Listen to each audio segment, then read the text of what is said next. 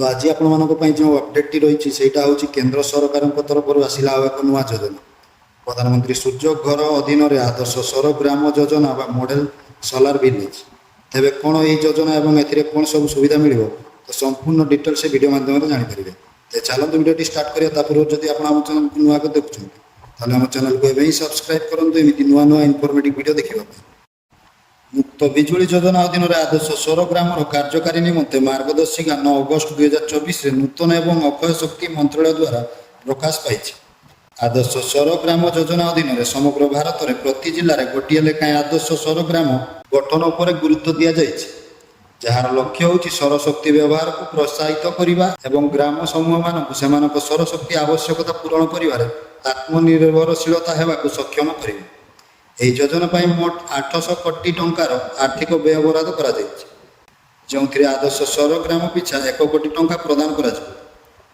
प्रतियोगिता पद्धति एक ग्राम भाव में विवेचित होगापी गोटे ग्राम एक राजस्व ग्राम होगा आवश्यक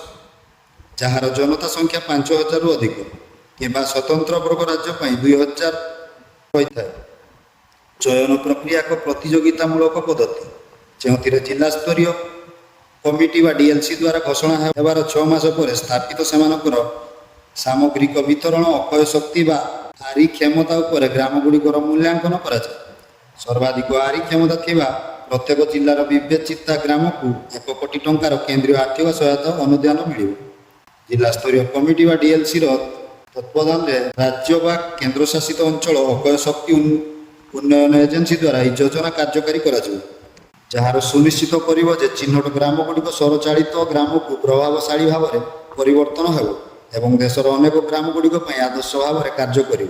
सौर छात क्षमता परिमाण वृद्धि करने एवं आवासिक परिवार मानक निजस्व बिजुली उत्पादन सशक्त करने उद्देश्य भारत सरकार 29 फेब्रुआरी 2024 में पीएम सूर्य घर मुक्त बिजुली योजना को अनुमोदन कर योजना 75,021 कोटी टंका व्यवहार कर 2024 रु 27 आर्थिक व्यवस्था पर्यंत कार्यकारी हो।